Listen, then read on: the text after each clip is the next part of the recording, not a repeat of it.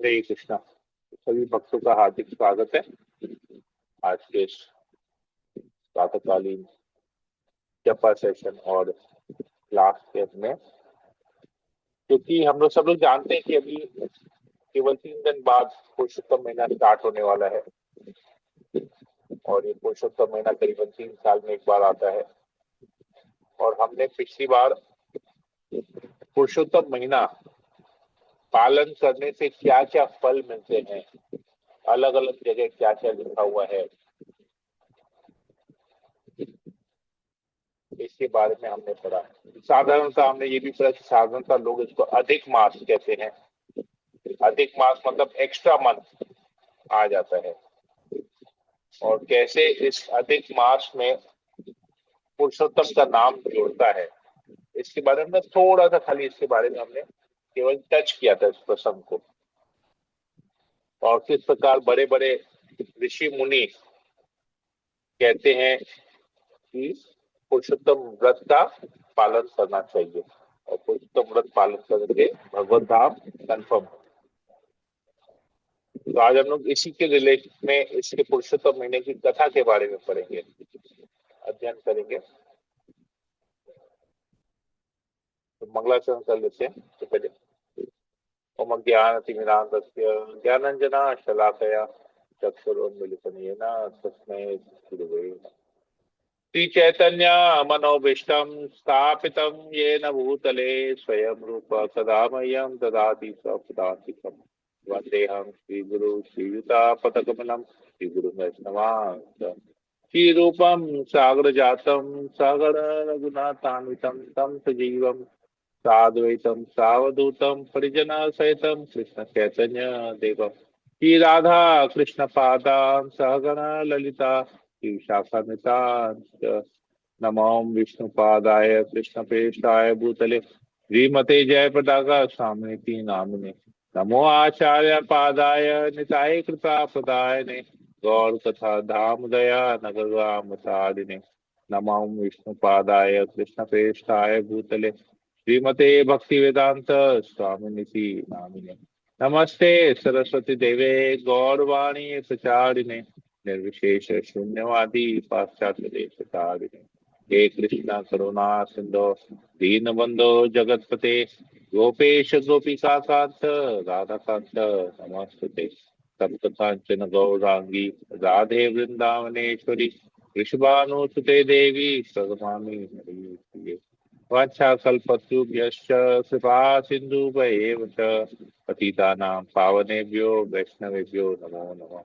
जय श्री कृष्ण चैतन्य प्रभु नित्यानंद श्री अद्वैत गदाधर शिवसदि गौर भक्तवृंद हरे कृष्णा कृष्णा कृष्णा हरे हरे हरे राम राम राम हरे हरे। मंगलाचरण की जय। ओम नमो भगवते वासुदेवाय। ओम नमो भगवते वासुदेवाय। ओम नमो भगवते वासुदेवाय। हरे कृष्णा। तो ये अधिक मास हम कैसे जानते हैं, अधिक मास कैसे आता है, इसको हम लोग थोड़ा सा साइंटिफिकली एस्ट्रोलॉजिकली पहले समझेंगे कि सूर्य जो है पृथ्वी का जब चक्कर लगाता है तो सूर्य को 365 दिन लगते हैं पृथ्वी का चक्कर लगाने में। और चंद्रम जो सूर्य जिस गति से चलता है उसको 365 दिन लगते हैं, जिससे एक साल होता है।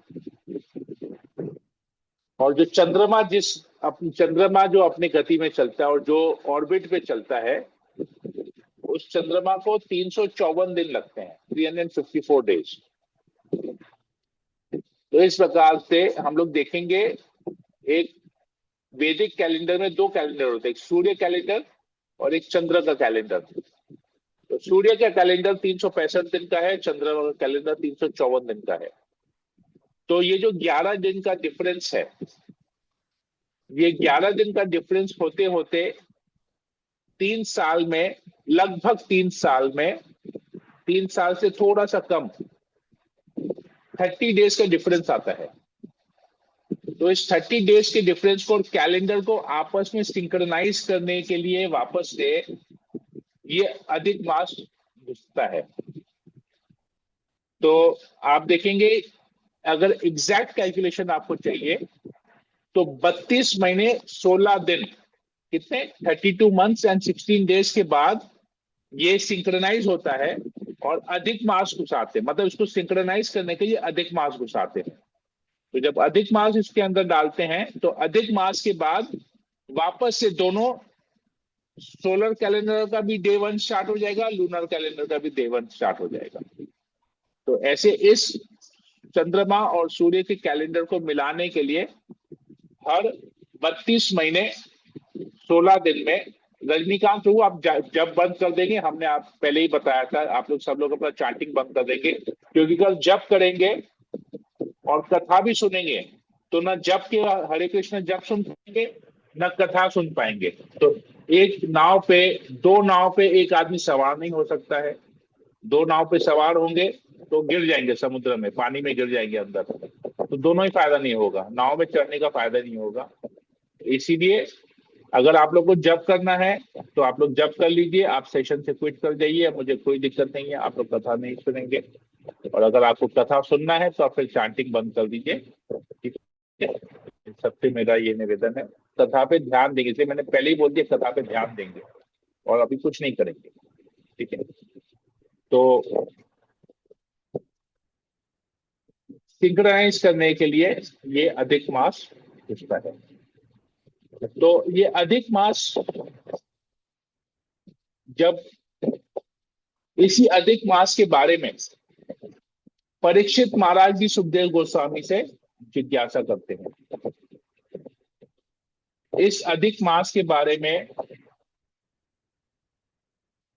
नैमिषारण्य में शौनक आदि ऋषि सूत गोस्वामी से पूछते हैं कि ये अधिक मास है क्या, और ऐसा क्या किया जाए जिससे जीवों का उद्धार हो।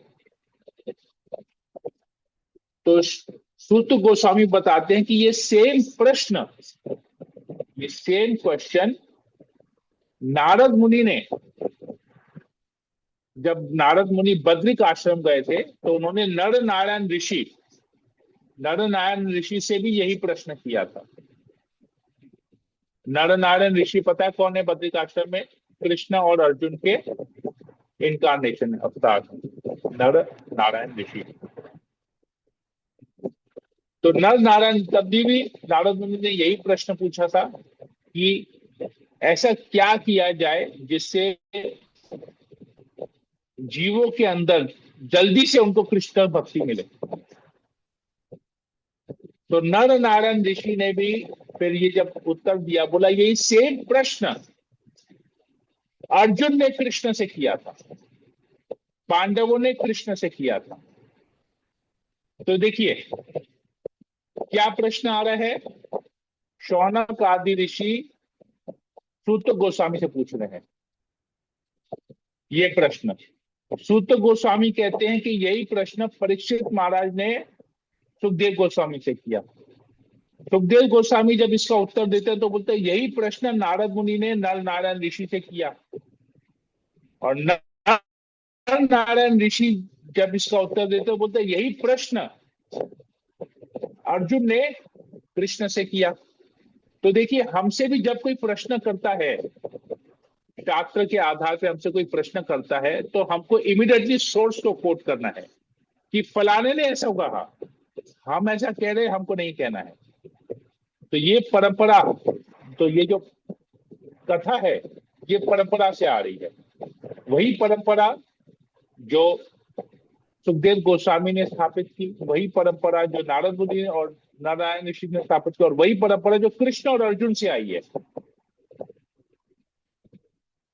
तो अब इस प्रकार कथा प्रारंभ इस प्रकार होती है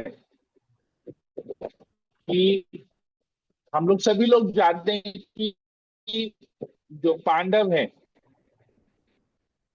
युद्ध गैम्बलिंग करते हैं हस्तिनापुर में जाके, तो वो सब कुछ हार जाते हैं। सब कुछ हार जाने पर, अपने राज्य को हारने के बाद, सब कुछ हारने के बाद उन्हें वनवास मिलता है। कैसे वनवास मिलता है? किसी को पता है कितने वर्ष का वनवास मिलता है? पांडवों को कितने वर्ष का वनवास मिलता है? 14 वर्ष प्रभु जी। हाँ, 13 चौदह वनवास वर्ष और 1 साल अज्ञातवास। प्रभु जी 13 13 बरस। 13 साल वनवास और 1 साल अज्ञातवास। अज्ञातवास। अज्ञातवास में था कि अज्ञातवास में अगर दो तो पकड़े गए तो उनको वापस से 13 साल का वनवास मिलेगा। ठीक है। तो इस समय, इस जब 13 साल का जब वनवास था, उस समय वो लोग काम्य वन जाते हैं। काम्य वन, हम लोग वृंदावन का परिक्रमा किए थे, तो आप लोग को अगर याद होगा, तो हम जब काम्य वन गए थे तो वहां पर पांडव तालाब बोल के एक जगह भी आया था। वहां पर पांडव लोग रहे थे। तो काम्य वन में जब ये लोग रहे हुए थे तो उस समय कृष्ण वहां पर आए। और कृष्ण ने जब पांडवों की ये दुर्दशा देखी कि कितने खराब अवस्था में वो लोग रहे हुए हैं, राजा, उनके संबंधी, कृष्ण के संबंधी, और देख रहे हैं कि किस तरह वो इतनी बुरी हालत में, उनकी दुर्दशा, तो देख के उनको सहन नहीं हुआ, उनको बहुत क्रोध आया। क्रोध आया और तुरंत बोले कि मैं पूरे सुदर्शन चक्र धारण करके, बोलते हैं, मैं पूरे पृथ्वी, पूरे ब्रह्मांड को, पूरे पृथ्वी को मैं जला के राख कर दूंगा।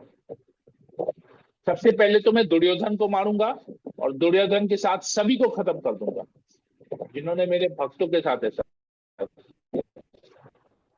तो उस समय अर्जुन उनके चरण में गिरते और कहते हैं कि आप, कि प्रभु ऐसा मत कीजिए। एक मच्छर को मारने के लिए पूरा घर नहीं जलाया जाता। अगर आपके घर में मच्छर होगा तो आप क्या पूरे मच्छर को मारने के लिए क्या पूरा घर जलाएंगे?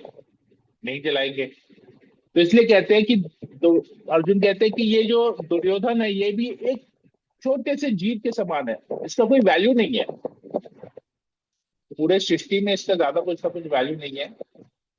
तो इसको मारने के लिए आपको पूरे पृथ्वी को हानि पहुंचाने की जरूरत नहीं। तो फिर ये सभी पांडव वहीं रहते हैं और कृष्ण का फिर स्वागत करते हैं, कृष्ण को आसन देते हैं बैठने के लिए, और फिर पूछते हैं कि हमारी ऐसी दुर्दशा क्यों है? हम 5 पांडवों की, 5 भाइयों की ऐसी दुर्दशा क्यों है? ऐसा हमने क्या किया हमको इस पोजीशन पे यहाँ आना पड़ा? तो कृष्ण यहाँ से संवाद स्टार्ट करते हैं। तो हम लोग, मैं कुछ श्लोकों को शेयर करूंगा यहाँ पर।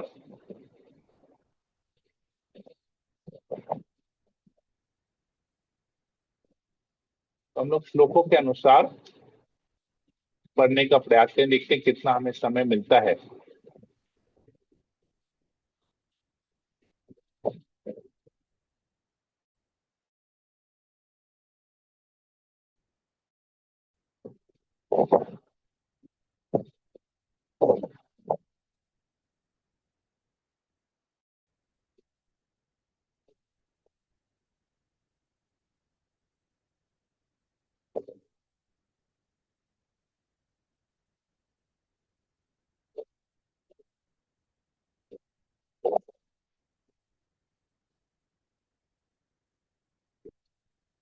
एषे गुह्य तरो लोके ऋषि ऋषिणाम अपि दुर्घट तथापि वक्ष्ये मित्रत्वात् भक्तत्वाच तवा अर्जुन। तो कृष्ण कहते हैं, एष गुह्य तरो लोके, ये जो तुमने, अच्छा इसके पहले, ये स्टार्ट करने से पहले तो पूछते कि हमारी ये दुर्दशा ऐसा क्यों है। तो कहते हैं कि तुम लोग पांडवों ने पिछले जन्म में पुरुषोत्तम मास का पालन नहीं किया था, पुरुषोत्तम व्रत को पालन नहीं किया था। तो पुरुषोत्तम व्रत को पालन न करने के कारण तुम लोग की अभी ऐसी अवस्था हुई है। तो फिर पूछते कि ये पुरुषोत्तम मास है क्या, आप हमको बताइए। पता नहीं है इसलिए हमने पालन नहीं किया, अज्ञान में थे, तो आप हमें ज्ञान दीजिए कि ये पुरुषोत्तम मार्ग है क्या। तो कृष्ण कहते हैं एष गुह्यतरो लोके ऋषिणाम अपि दुर्घट तथापि वक्ष्ये मित्रत्वात् भक्तत्वाच तवा अर्जुन। तो कहते हैं ये जो ज्ञान मैं अभी तुमको देने जा रहा हूं, एष अभी जो मैं देने जा रहा हूं, ये ज्ञान क्या है, पूरे लोक में गुह्यतरो है। तो हम देखते हैं कि भगवत गीता में भी कृष्ण कहते हैं गुह्य ज्ञान, गुह्यतम और गुह्यतरो। गुह्य मीन कॉन्फिडेंशियल नॉलेज, गुह्यतम मीन्स मोर कॉन्फिडेंशियल नॉलेज, गुह्यतरो मीन्स मोस्ट कॉन्फिडेंशियल नॉलेज, मतलब इससे ज्यादा डीप कुछ नहीं है। तो बोलते हैं पूरे लोक में सबसे गुह्यतर ज्ञान यही है। और जितने भी ऋषि मुनि हैं, ऋषि नाम अपि दुर्घट, उनके लिए भी ये ज्ञान पाना संभव नहीं। उनको बहुत सारा ज्ञान है, ऋषि मुनियों को आप देखेंगे बहुत ज्ञान है, लेकिन ये जो ज्ञान मैं आज देने जा रहा हूं ये ज्ञान उनके पास भी नहीं है। इसीलिए शौनक आदि ऋषि सूत गोस्वामी से पूछते हैं कि ये पुरुषोत्तम मास क्या है, अधिक मास क्या है, हमें पता नहीं है। तो ये उनके लिए भी बहुत दुर्लभ है इस ज्ञान को प्राप्त करना।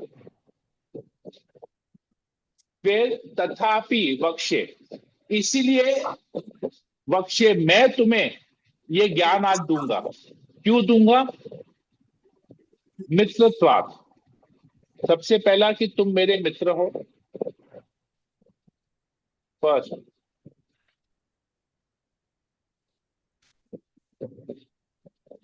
दूसरा, तुम मेरे भक्त हो, और क्योंकि तुमने मुझसे जिज्ञासा की है तो मैं तुम्हें अर्जुन, मैं तुम्हें ये अभी ज्ञान बताने वाला हूं।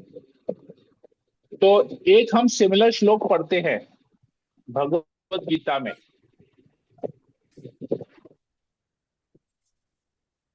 अध्याय 4 श्लोक नंबर 34। इसमें आता है कि जब हम अपने गुरु की सेवा करते हैं, तो सेवा करने के बाद जब गुरु हमारी सेवा से प्रसन्न होते हैं, खुश होते हैं, तो गुरु क्या करते हैं, हमें गुह्य ज्ञान, तत्व का ज्ञान देते हैं।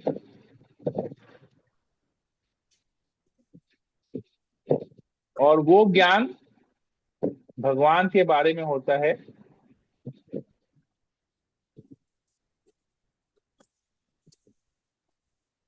और उससे हमको तत्व पता चलता है। तो यही चीज यहां पर, तो अगर हमको शास्त्रों का गुह्य ज्ञान चाहिए, इनर नॉलेज चाहिए, इनर मीनिंग चाहिए, समझना है, तो हमको भगवान की भक्ति करनी पड़ेगी, भक्त होना पड़ेगा। अगर हम भक्त नहीं होंगे, भक्ति नहीं करेंगे, तो हम जो भी ज्ञान श्रवण करेंगे वो एक कान से जाएगा, दूसरे कान से निकल जाएगा। गीता में कृष्ण कहते हैं भक्त्या माम अभिजानाति, अगर मेरे बारे में जानना है, मैं जो कह रहा हूं वो अगर तुमको समझना है, तो तुमको भक्ति करनी पड़ेगी। बगैर भक्ति के तुम कुछ नहीं समझ पाओगे। गीता में भी कहते हैं एक और जगह, जैसे हमने बताया 434 में, तद विधि प्रणिपाते न परिप्रश्न न सेवया उपदेक्षांति ते ज्ञानम ज्ञानिन तत्वदर्शिना।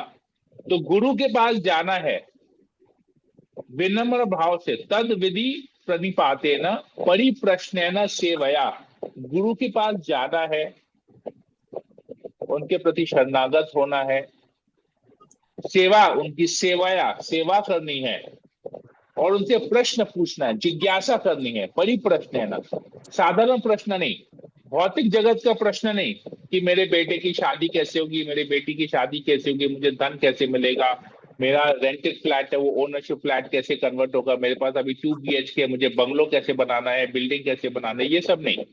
ये सब साधारण प्रश्न है, भौतिक जगत के प्रश्न है। इधर कहा गया परि प्रश्न है ना, उत्तम प्रश्न पूछना है, आध्यात्मिक जीवन के बारे में प्रश्न पूछना है।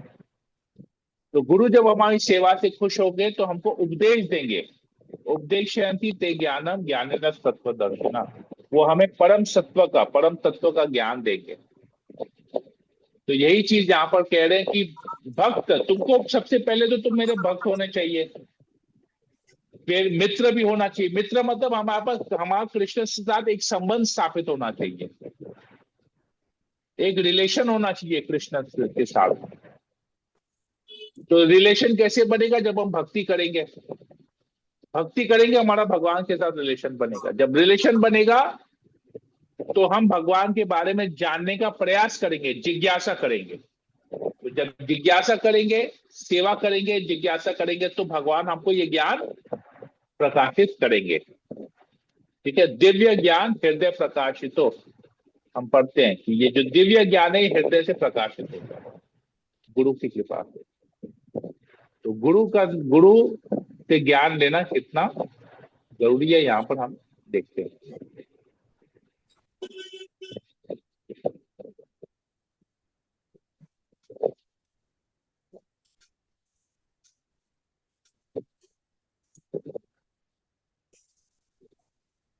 तो फिर आगे कहते हैं अधिक मास के बारे में बोलते हैं कि ये जो अधिक मास है, तो कहते हैं कि ये पूरे पृथ्वी में हर एक चीज का एक स्वामी है। आप देखेंगे कि जो हमारे सप्ताह में 7 दिन आते हैं, वीक में 7 डेज, सोम, मंगल, बुध, बृहस्पति, शुक्र, शनि, रवि, तो ये सभी के स्वामी हैं। इनके सभी के एक प्रिजाइडिंग डीटी, देवता है। सोमवार, सोमवार के डीटी कौन है? चंद्रमा, सोम। मंगलवार, मंगल ग्रह के उनके डीटी हैं। बुध, बुध डीटी हैं। थर्सडे के बृहस्पति डीटी है। फ्राइडे के शुक्र, शुक्र शुक्र डीटी है। फिर शनि, शनिदेव सैटरडे के डीटी है। और रवि, सूर्य संडे के डीटी है। तो सबका स्वामी है। ऐसे जितने भी महीने हैं, 12 जो 12 महीने हैं, जनवरी, फरवरी, मार्च, अप्रैल, ये तो इंग्लिश है। हिंदी में भी इनके सबके नाम है। बैसाख आता है, ज्येष्ठ आता है, सावन आता है, ये सबके एक एक डीटी है। तो यहां पर कहते हैं स्वसाम्यो गमहात्मयात् सर्वे सौभाग्यशालिना अधिमास सम उत्पन्न कदाचित पांडुनंदना। तो कहते सभी के कोई ना कोई स्वामी है। हर कोई यहाँ पर, हर कोई वस्तु जिसका हम नाम जानते हैं, जैसे दिन और रात के भी स्वामी है, हमारी आंखों के भी स्वामी है, हमारे हाथ के स्वामी है, ये सबके एक एक डीटी है।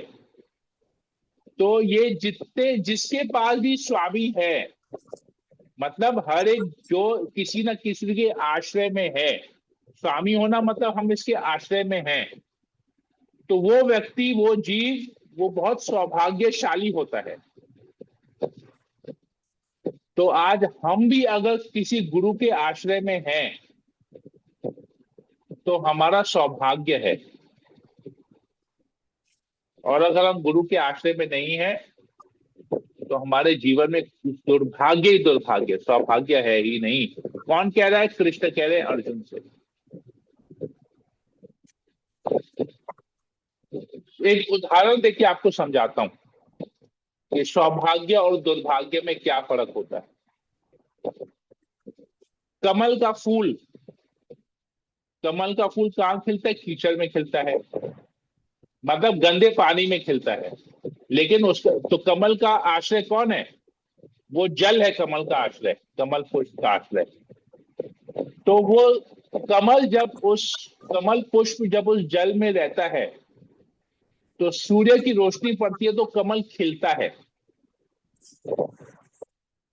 अब वही कमल के फूल को जब हम जल से बाहर निकाल देंगे और धरती पे रख देंगे तो वही सूर्य की रोशनी क्या करेगी, उस कमल के पुष्प को सुखा देगी। तो कमल का पुष्प जब तक उस जल के आश्रय में है वो सौभाग्यशाली है, वो खिल रहा है। जैसे ही वो जल का आश्रय छोड़ देता है तो वही सूर्य उसको सुखा देता है, नष्ट कर देता है, उसका अस्तित्व खत्म हो जाता है। तो हम भी जब इस जगत में हैं, इस भौतिक जगत में हैं और हम किसी गुरु के आश्रय में हैं, गुरु का मतलब तथाकथित गुरु नहीं, नाम का खाली गुरु नहीं, जो परंपरा से जो गुरु आते हैं। जब हम एक परंपरा के गुरु के आश्रय में हैं तो ये पूरा जगत हमारे लिए सौभाग्य रहेगा, मतलब हमको पॉजिटिव एनर्जी मिलेगी इस जगत से। जैसे ही हम गुरु का आश्रय छोड़ देंगे तो पूरा जगत मिलके हमको खत्म कर देगा।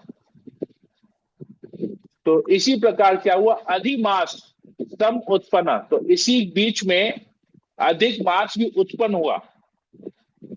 लेकिन क्या हुआ, उसका कोई स्वामी नहीं था। तो ये जितने भी महीने हैं ये सब स्त्री के रूप में है।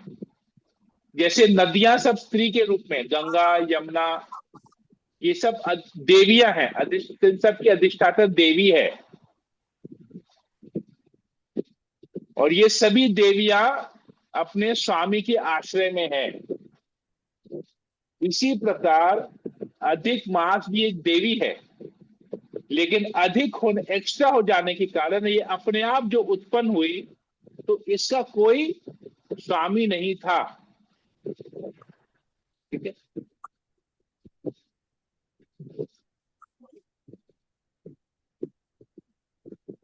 फिर कहते हैं तमोचू तब ये सब, अब जितने भी बाकी जो मास हैं, जितने भी महीने हैं, वो लोग क्या कहते हैं, तमुचु सकला लोका असहाय जुगुप्सितम अनहरो मल मासोयम रवि संक्रम वर्जित। तो सभी लोग क्या, सभी लोग जितने भी देवी देवता हैं, देवतागण क्या कहने लगे, तुम तो असहाय हो। असहाय क्योंकि तुम्हारा कोई स्वामी नहीं है, जुगुप्सितम हो मतलब तुम बेकार हो। क्योंकि तुम्हारा कोई स्वामी नहीं है तो तुम बेकार हो, असहाय हो, तुम्हारा कोई वैल्यू नहीं है स्वामी के बगैर। अनहरो, अहरो मतलब ऑस्पिशियस, अनहरो मतलब इनऑस्पिशियस, अहरो मतलब पूजा, अनहरो मतलब पूजा, पूजा ना होना। जैसे अन लग जाएगा वो नेगेटिव हो जाएगा, पॉजिटिव चीज नेगेटिव हो जाएगा। तो अरो मतलब पूजा, अनहरो मतलब पूजा नहीं होगा, मतलब तुम असहाय हो, तुम बेकार हो, इसलिए तुम्हारी कोई पूजा नहीं करेगा। और तुम जब तक रहोगे तो उस दिनों, उस तुम्हारे महीने में, तुम्हारी तिथि के अंदर में ना कोई पूजा होगा भी नहीं कहीं पर। तो तुमको हम लोग क्या कहेंगे, अब से हम लोग तुम लोग को मल मास कहेंगे। मल मास सोए अयम, तो अब से हम तुमको मल मास कहेंगे। मल मतलब ऐसी गंदी चीज, अछूत, अपवित्र। मल का मतलब है अपवित्र, गंदा चीज जिसको कोई स्पर्श भी नहीं करता है। रवि संक्रमण वर्जिता, तो तुम्हारे अंदर तुम जब तक रहोगे रवि संक्रमण मतलब रवि का मतलब है सूर्य, तो सूर्य की संक्रांति भी नहीं आएगी। सूर्य की संक्रांति वर्जित, तुम्हारे तुम सूर्य की संक्रांति से वर्जित रहोगे, मतलब तुम्हारे अंदर कोई शुभ तिथि नहीं आएगी, क्योंकि तुम मल के समान हो, तुम अधिक हो, एक्स्ट्रा हो, तुम्हारे अंदर तुम असहाय हो, तुम्हें कोई गुण नहीं है, कुछ नहीं है, बेकार हो, इसलिए तुम्हारे अंदर कोई भी तिथि नहीं आएगी, तुम्हें अछूत कहा जाएगा, कोई तुम्हें स्पर्श नहीं करेगा, तुम मल हो, बेकार हो, अछूत हो, गंदे हो। तो सोचिए हमारा भी अगर हम भी असहाय अवस्था में हैं, हमारा कोई सहारा नहीं है, हम किसी के आश्रित नहीं हैं, चाहे वो भगवान के चरणों के आश्रित हो, चाहे गुरु के चरणों के आश्रित हो, अगर हम आश्रित नहीं हैं तो हमारा कोई मोल नहीं है। फिर आगे कहते हैं अस्पृश्यो मल रूपत्वात् शुभे कर्मणि गर्हित सत्वेत्व वचन लोकान निर्ध्योगो हत प्रभ। अस्पृश्यो, तुम्हें कोई स्पर्श नहीं करेगा, तुम अस्पर्श, क्योंकि मल को कोई स्पर्श नहीं करता, गंदी वस्तु को कोई स्पर्श नहीं करता है, तो तुम्हारा ये रूप है, ये तुमको मल का रूप है, तुमको मिला है, तो तुम अस्पृश्य हो, तुम मल के समान हो, इसलिए तुमको स्पर्श कोई नहीं करेगा। शुभे कर्मणि गर्हित, तुम्हारे यहाँ पर कोई भी शुभ कर्म का तिथि नहीं आएगा। तो इसलिए हम देखेंगे इस अधिक मास में कोई भी अपने गृह प्रवेश नहीं करता है, कोई भी किसी तरह की पूजा नहीं करता है, कोई भी कोई नया दुकान को ओपनिंग नहीं करता है। शुभे कर्मणि वर्धिता, आप किसी भी ब्राह्मण के पास जाएंगे जो आपको तिथि देता है, तो कहेगा इस अधिक मास में कोई तिथि नहीं है, कोई भी शुभ कार्य करने की तिथि नहीं है। तो इस प्रकार श्रुतवेत वचन लोकान, तो इस प्रकार जब सभी लोगों ने इसकी निंदा करने लगे, ये जब मल मास अधिक मास जब सबका ऐसे वचन सुनने लगा, तो वचन जब सुनने लगी तो क्या हुआ, निरुद्योगो हत प्रभ, निराश हो गई, उसे अपने आप के अपने से ही घृणा होने लगी कि मेरा ऐसा क्या है, ऐसी कैसी मेरी किस्मत फूट गई है कि मुझे सभी लोग केवल मेरी निंदा कर रहे हैं, मुझे मल के नाम से पुकार रहे हैं, मेरा नाम, मुझे मल मास मुझे नाम दे दिया, मेरा नाम तो अधिक था, मल मास दे दिया। और डिसअपॉइंटमेंट, जिसे कहते हैं डिप्रेशन, हम लोग अभी कहते हैं कि डिप्रेशन हो गया, एकदम कुछ समझ में नहीं आ रहा है, तो हतप्रभ, निराश, निराश होकर वो रोने लगे। हरे कृष्ण। इसको कंटिन्यू करना है कि यहीं स्टॉप करना है? आई थिंक इसको स्टॉप करते हैं, कल फिर हम लोग इसको कंटिन्यू करेंगे तो फिर रहेगा। तो अब निराश हो गई है मल मास या अधिक मास, इसके बाद क्या होता है हम लोग कल पढ़ेंगे। हरे कृष्णा। प्रभु जी तो किसी को कोई पुरुषोत्तम प्रश्न मास, हो, किसी को हरे कोई कृष्णा। प्रश्न हो? यस। प्रभु जी पुरुषोत्तम नाम कैसे पढ़ा, वहां तक तो कंटिन्यू कर ही दीजिए प्लीज, वो कल पढ़ेंगे। बहुत कथा लंबा तो हमने वेट हो अभी जाएगा। 50% किया है, समय हो गया है, इसलिए हमने 50% कथा किया, बाकी 50% हम कल करेंगे। ओके प्रभु, थैंक ठीक है। मल, इस अधिक मास का नाम पुरुषोत्तम कैसे पड़ा, हम कल इसके बारे में पढ़ेंगे। ठीक है। और कोई प्रश्न है किसी को? हरे कृष्णा प्रभु जी, धन्यवाद प्रणाम।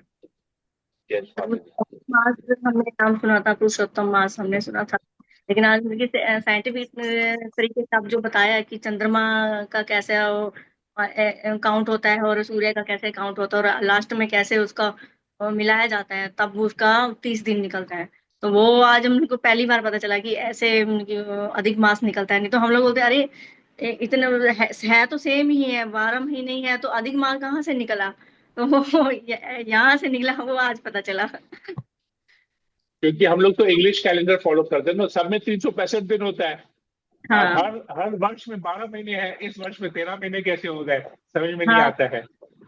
वही आज समझ में आया कि वो 3 साल बाद जब इकट्ठा किया जाता तो वो 3 दिन तो वो तो ये देखिए वैदिक कैलेंडर कितना परफेक्ट है, इससे हमको पता चलता है। बाकी सब कैलेंडर बेकार है, वैदिक कैलेंडर परफेक्ट कितना है वो कैलकुलेशन यहाँ से मिलता है। ठीक है। मैं हमेशा से कंफ्यूज थी कि है तो 12 महीने, तो फिर वो 13वां महीना कहाँ से निकला। तो आज कंफ्यूज थोड़ा दूर हुआ। ओके, हरे कृष्णा Thank प्रभु चलिए जी, दंडवत बढ़िया है। प्रणाम। हरे कृष्णा। ओके, हाँ, हरे और कृष्णा किसी को कुछ प्रभु पूछना जी। है? जैसे यस। कैलेंडर, हाँ हरे कृष्णा प्रभु जी, जैसे कैलेंडर के हिसाब से तो अधिक मास ऐसे निकला गया है, लेकिन ऐसे तो कथा हाँ, में तो आती है कि नरसिंह भगवान जी ने माता हिरण्यकशिपु को मारने के लिए ये अधिक मास बनाए थे। नहीं, अधिक मास इसलिए नहीं बनाए थे। अधिक मास कैसे उत्पन्न हुआ वो तो हमने अभी कैलकुलेशन आपको बताया। भगवान नरसिंह देव अधिक मास में आते हैं ताकि उस वचन को तोड़ सके। अच्छा। वचन को तोड़ने के लिए अधिक मास नहीं बनता। अधिक मास का तो हमने कैलकुलेशन आपको बताया, सूर्य और चंद्रमा के कैलेंडर को मिलाने के लिए अधिक मास आता है। जो सूर्य 365 दिन लगाता है, इसलिए हमने आपको शुरू में बोला, कथा ध्यान से सुनिए, समझिए। 365 दिन सूर्य लगाता है, चंद्रमा 354 दिन लगाता है। तो ये जो 11 दिन का जो फर्क है, इस 11 दिन के फर्क को मेकअप करने के लिए पहले साल में 11 दिन का फर्क, दूसरे साल में भी 11 दिन का फर्क, 11 22 दिन हो गया। तीसरे साल में जब 8 महीने और गुजर जाते हैं तो ये 8 दिन उसमें आ जाते हैं। ठीक है ना। अब 12 महीने में 11 दिन का फर्क होता है। तो पहले साल में 11 दिन का फर्क, दूसरे साल में 11 दिन, मतलब 24 महीने में 22 दिन का फर्क आ गया। तो जैसे ही और 8 दिन हो जाए, 8 महीने और निकलेंगे तो ये 8 दिन का फर्क आएगा, तभी 30 आएगा। अगर फिर पूरा साल वेट करेंगे तो 33 हो जाएगा, 33 दिन हो जाएगा। तो 33 दिन के फर्क को आप कैसे मिलाएंगे? आपको 30 दिन के फर्क को मिलाना है। इसलिए 32 महीने 16 दिन, मतलब एग्जैक्ट कैलकुलेशन है 2 साल 8 महीना 16 दिन में ये 30 डेज का कैलकुलेशन मिलाने के लिए तब ये अधिक मास घुसता है। अधिक मास घुसता है तो ये अधिक मास घुसने के बाद जब ये 30 दिन अधिक मास का हो जाता है तो चंद्रमा का कैलेंडर और सूर्य का कैलेंडर वापस से दोनों स्टार्ट हो जाते हैं एक साथ, एक ही जगह। जैसे आप घड़ी का कांटा देखेंगे ना, जब 12 बजता है तो दोनों घड़ी के कांटे एक साथ मिल जाते हैं। हाँ। उसके बाद फिर घड़ी के कांटे अलग अलग होना स्टार्ट होते हैं। सेकंड का कांटा अलग होता है, मिनट का कांटा अलग होता है, घंटे का कांटा अलग होता है। ऐसे करते करते 12 घंटे बाद वापस से सब मिल जाएंगे एक जगह, तीनों कांटे एक साथ मिल जाएंगे 12 जगह। या अगर 2 कांटे, जिसका सेकंड का घड़ी नहीं है, उसका केवल घंटे और मिनट का घड़ी है, तो घंटे मिनट का घड़ी 12 बजे एक साथ हो जाता है। उसके बाद वापस से अलग अलग घूमने लगता है, क्योंकि मिनट का कांटा का गति अलग है और घंटे का कांटा का गति अलग है। तो दोनों कांटे का गति अलग अलग है, 12 बजे वापस आके दोनों कांटे मिलते हैं। तो वैसे सूर्य का गति अलग है, चंद्रमा का गति अलग है। तो इन दोनों का गति को वापस से एक जगह मिलाने के लिए अधिक मास आ जाता है। अधिक मास के बाद वापस से सूर्य और का जैसे अगर बोला घड़ी के मामले से, तो सूर्य का कांटा और चंद्रमा का कांटा वापस से एक जगह से स्टार्ट होगा। अब समझ में आया? तो एक जगह हाँ से जब हाँ स्टार्ट होगा तो ये अधिक मास को भगवान ने चुना कि मैं इस अधिक मास में, क्योंकि हिरण्यकशिपु ने बोला कि 12 महीने में मैं नहीं मरूंगा, तो 12 महीने में तो भगवान आ ही नहीं सकते, फिर तो 13वें महीने में आना है। इसलिए भगवान 13वें महीने में आके उसको मारते हैं, अधिक मास में आके उसको मारते हैं। तो उसको मारने के लिए अधिक मास नहीं बना, भगवान ने अधिक मास को चुना उसको मारने के लिए। समझ में आया? हाँ प्रभु जी, हाँ अब क्लियर हो गया प्रभु जी। क्लियर हुआ? हरे वेरी गुड, हाँ। Very good. हरे कृष्णा। तो और किसी को कुछ पूछना है? 16 दिन बता। विनीता अग्रवाल माता जी पूछिए। हरे कृष्ण प्रभु जी, दंडवत प्रणाम। प्रभु जी, आप बोले कि ना जप करते हैं तो उस समय केवल जप ही करना चाहिए, लेकिन हम हाँ, लोग जब जप करते हैं तो मोटा मोटी 90% तो ऐसा होता है कि दिमाग भौतिक में घूमता रहता है। बस जप हम लोग करते जरूर है, पर 90% घूमता रहता है। तो एक माता जी बोली कि हम तो जितना देर जप चलता है ना उतनी देर भगवान की कोई लीला लगा लेते हैं, वो कान में पड़ती रहती है, तो मतलब बिल्कुल भी भौतिक में मन नहीं नहीं नहीं लगता है। नहीं नहीं नहीं नहीं नहीं नहीं नहीं नहीं नहीं। जप का कंसेप्ट क्या है? आपको कौन सी माता जी क्या शिक्षा दी थी मुझे नहीं पता। जप का कंसेप्ट मैं क्लियर कर देता हूँ। जप का कंसेप्ट प्रभुपाद कहते हैं कि जब हम जप करते हैं तो ये हरे कृष्ण महामंत्र हमको सुनाई देना चाहिए, हमको केवल उसको सुनने का प्रयास करना चाहिए और कुछ नहीं करना चाहिए। तो जब हम हरे कृष्ण महामंत्र जप करेंगे तो हमको उस वॉल्यूम में जप करना चाहिए जिससे हम उसको श्रवण कर सकें। तो अपना कहा हुआ जप हमको कुछ सुनना है, केवल यही करना है और कुछ नहीं करना है। अगर हम जप के समय दूसरा कुछ सुनेंगे तो हरिनाम जब हमारे कान के अंदर जाएगा ही नहीं तो हमारा हृदय पवित्र कैसे होगा। चैतन्य महाप्रभु कहते हैं चेतो दर्पण मार्जनम भव महादावाग्नि निर्वापनम श्रेय कैरव चंद्रिका वितरण विद्या वधु जीवनम। तो ये जो चित्त है हमारा दर्पण के समान है, इसको मार्जन करना है। मार्जन कैसे करेंगे? हरिनाम से करेंगे, हरे कृष्ण महामंत्र से मार्जन करेंगे। हरे कृष्ण महामंत्र से मार्जन कैसे होगा? मुंह से बोलने से नहीं, जब कान से सुनेंगे तभी मार्जन होगा। ये अंदर जाएगा, कान के माध्यम से जब अंदर जाएगा तब हमारा हृदय पवित्र होगा। जब हम दूसरा कुछ सुनेंगे, जप कर रहे लेकिन सुन दूसरा कुछ रहे हैं, तो फिर हमारे हृदय, हमारे कान के जब हरिनाम गया ही नहीं तो हमारा हृदय कैसे पवित्र होगा। तो वैसे तो फिर हम बोलेंगे हम पिक्चर का गाना सुनते सुनते हरिनाम करेंगे। नहीं तो वो तो अगर बहुत ही हमें लोग हैं ना 16 माला प्रभु ही जी। करना है, हमारा मकसद 16 माला करना है, लेकिन उस हरे कृष्ण महामंत्र को सुनना हमारा मकसद नहीं है, हम दूसरा कुछ सुन के हरे कृष्ण महामंत्र कर रहे हैं, तो ये गलत है। ये तरीका पूरा तरीका ही गलत है हरे कृष्ण महामंत्र, क्योंकि इसमें आप हरिनाम, हरे कृष्ण महामंत्र भी का भी वो भी स्वामी है। ये हरे कृष्ण महामंत्र मंत्र नहीं है, ये एक पर्सनालिटी है। जैसे कृष्ण मूर्ति नहीं है या कृष्ण खाली नाम नहीं है, कृष्ण एक पर्सनालिटी है, वैसे ये हरि नाम एक पर्सनालिटी है। जब ये पर्सनालिटी को हम सुनते हैं, जब हम हरि नाम करते हैं तो हमको ये सुनना पड़ेगा। जब हम उसको सुनेंगे मतलब हम उस हरि नाम के, उस प्रभु के, हरि नाम प्रभु के चरणों का आश्रय ले रहे हैं। लेकिन जब हम कुछ और सुन रहे हैं, हरिनाम कर रहे हैं और कुछ और सुन रहे हैं, तो हम क्या करें? ये ठीक, हमने कुछ दिन पहले भी बताया था ये बात, ये ठीक हाँ। उसी प्रकार है। आप किसी गेस्ट को घर में बुलाए हैं और गेस्ट को एक कोने में छोड़ दिए और अपने घर का काम कर रहे हैं। आप किसी के घर में गेस्ट बन के जाएंगे, आपको किसी ने इनवाइट किया, मान लीजिए मैंने आपको इनवाइट किया, आप मेरे घर में आए, मैंने आपको एक आसन दिया बैठने के लिए और मैं वहां से चले गया, अपने काम में बिजी हूं और आपको छोड़ दिया आपके आसन में, आपको कैसा फील होगा?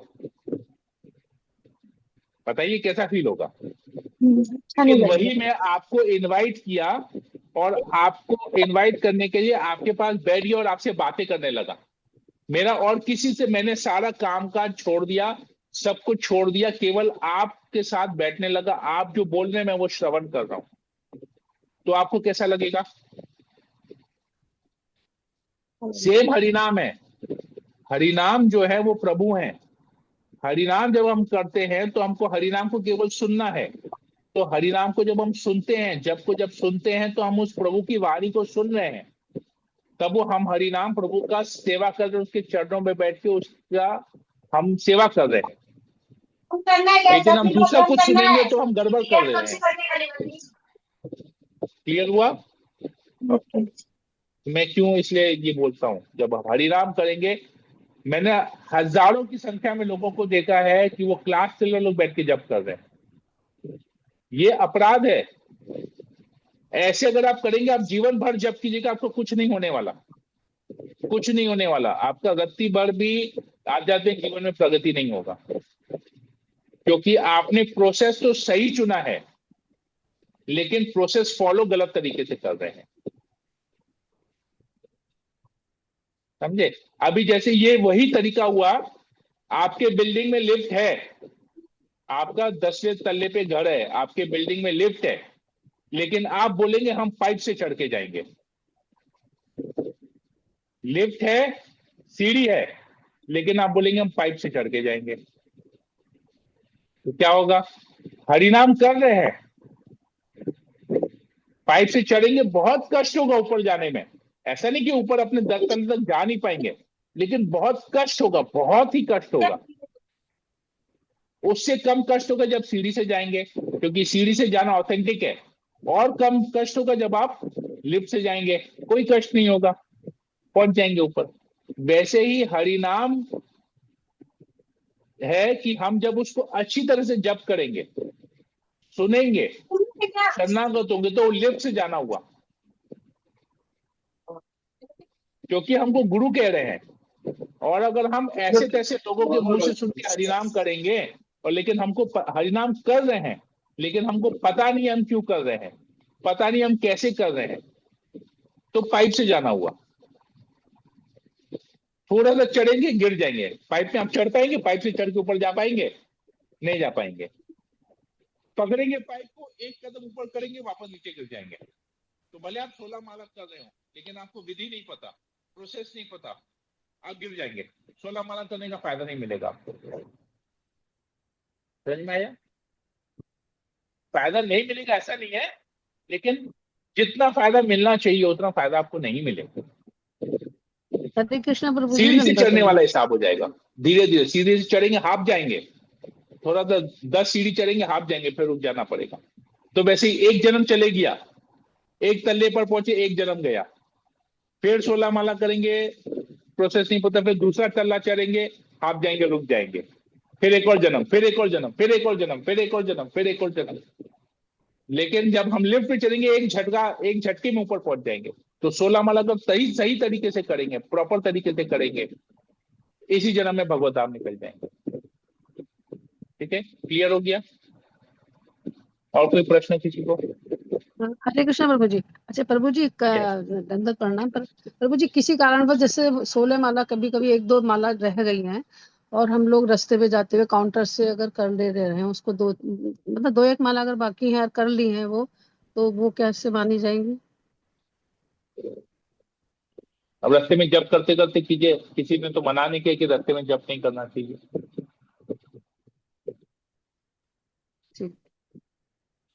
मतलब कभी कभी जैसे लेकिन रह आपका जाते माले हैं का 1-2 क्वालिटी, माला। आपका माला का क्वालिटी खराब है ना? नहीं, जैसे मतलब प्रभु जी जल्दी निकलना है, कई बार मुझे 9 बजे निकलना मैं पड़ बोल जाता रहा है, हूँ, तो मैं काम वही भी चीज रहता आपको है। बता रहा हूँ। हाँ। मैं वही चीज हम्म, आपको बता रहा हूँ। आप हम्म, आप 14 माला घर पे करते निकले, 2 माला आपने रास्ते हम्म, में किया, हम्म, आपका माला का क्वालिटी खराब हो गया ना। आपने हम्म, जब आपका जब दीक्षा हुआ, आपने हम्म, क्या प्रतिज्ञा किया? हम 16 माला जप करेंगे, इसका मतलब है हम 16 माला अच्छी तरह से जप करेंगे। हमने ये प्रण लिया कि हम हम्म। 16 माला रास्ते पे जप करेंगे, 14 माला घर में नहीं नहीं, करेंगे, हाँ। 2 माला रास्ते में करेंगे। हम 16 माला करेंगे, लेकिन 16 माला दूसरे दूसरे दूसरे कार्य करते करते करेंगे। प्रतिज्ञा लेना मतलब नहीं अच्छी नहीं, तरह से करना, हाँ। तभी तो ओके, प्रतिज्ञा लेते हैं। प्रतिज्ञा मतलब लेने वो का मतलब एक्स्ट्रा है में कि आ हम अच्छी जाएगी। तरह से करेंगे। हाँ, मतलब वो एक्स्ट्रा कर सकते हैं हम, परंतु वो एक्स्ट्रा कर उसमें सकते हैं, प्योरिटी में। लेकिन जो ओके। जो जो हाँ। रूटीन है उसको परफेक्टली यस। करना है। 16 अभी मतलब आपका प्योरिटी से करना आप है काम। आपका आप 200 ml सब्जी खाते हैं, तो 200 ml तो सब्जी हमको रोज चाहिए खाने के लिए। किसी दिन अच्छा बनता है तो हम 200 के बजाय 250 ml खा लेते हैं। यस। एक्स्ट्रा खाते थे, थोड़ा सा कभी खा लेते हैं एक्स्ट्रा, डेली तो एक्स्ट्रा नहीं खाते। यस। तो एक्स्ट्रा करना है, जिसलिए किसी कहते हैं कोई तिथि होती है तो उसमें एक्स्ट्रा कर लीजिए, कोई दिक्कत नहीं है। तिथि वाले दिन आप कहीं पर भी जा रहे हैं, शुभ तिथि है, एकादशी है, काम पे तो जाना ही है, एक्स्ट्रा माला किए वो आप इधर उधर कर लिए, जाते वक्त ठीक। आते वक्त वो कर लिए। ठीक है, क्लियर हो? ओके। यस। हरे कृष्णा। और कोई प्रश्न है किसी को? हरे कृष्णा प्रभु जी, दंडवत प्रणाम। Yes. प्रभु जी, मैं जैसे यूट्यूब में प्रभुपाद जी का 64 राउंड्स का चैंटिंग भी आता है, हाँ, तो वो हाँ। लोग चला के कर सकते हैं, कान में वो यस, पड़ता उसको है। चला के कीजिएगा तो आपका चांटिंग का क्वालिटी बढ़ जाएगा, क्योंकि शुद्ध भक्त है। आप शुद्ध भक्त के साथ जब करेंगे आपका अपने आप किसी गुरु के अंडर में, अभी आपको गाड़ी चलाना सीखना है, तो जिसको गाड़ी अच्छी तरह से चलाना आता है वो आपको सिखाएगा, तो आप अच्छी तरह आपका गाड़ी अच्छा हो जाएगा, चलाना अच्छा हो जाएगा। तो वैसे उनके साथ प्रभुपाद तो करते शुद्ध हैं भक्त है, तो और प्रभुपाद की वाणी के साथ जब आप जब करेंगे आपका चांटिंग का क्वालिटी इंप्रूव हो जाएगा। मुझे बहुत अच्छा लगता है प्रभु जी करने में साथ में। कभी कभी हम करते हैं चला प्रभुपाद के साथ कोई दिक्कत, मैं भी करता, मैं बीच बीच में जब मेरा चांटिंग, मुझे लगता है कि मेरा चांटिंग खराब हो गया है, तो मैं प्रभुपाद का मंत्र ऑन करके मैं जप करता हूँ। 2-3 दिन ऐसे करता हूँ, 2-3 दिन करने का वापस से मेरा चांटिंग ठीक हो जाता है। जब मैं देखता हूँ मेरा मन बहुत भटक रहा है, कॉन्सेंट्रेशन खराब हो रहा है, तो मैं प्रभुपाद का चांटिंग के साथ में, प्रभुपाद के साथ बेसिकली प्रभुपाद के साथ मैं जप करता हूँ। फिर वो ठीक हो जाता है, फिर चलता है। ये होता है मेरा 4-6 महीने में एक बार ऐसा आता है मेरे साथ। 2-3 दिन में मैं प्रभुपाद के साथ चैंटिंग करता हूँ, ठीक है, प्रभुपाद के साथ करता हूँ, गुरु महाराज के साथ करता हूँ, ऐसे है, दिक्कत नहीं। हरे ये सही कृष्णा तरीका है अपने चैंटिंग को इम्प्रूव करने का, ये सही तरीका है। हरे कृष्णा प्रभु जी, धन्यवाद, प्रणाम प्रभु Yes, जी। माता जी। मेरा तो कंप्लीट एट ए टाइम नहीं होता है, मैं कुछ सुबह करती हूँ, कुछ शाम को करती हूँ, हाँ, नहीं हो पाता कोई एट ए टाइम दिक्कत नहीं है 16 ना, कोई माला। दिक्कत नहीं है। 16 माला एक साथ करना जरूरी नहीं है, करेंगे तो बहुत अच्छा है, नहीं तो ब्रेक करके भी करेंगे, कोई दिक्कत नहीं है। ठीक है।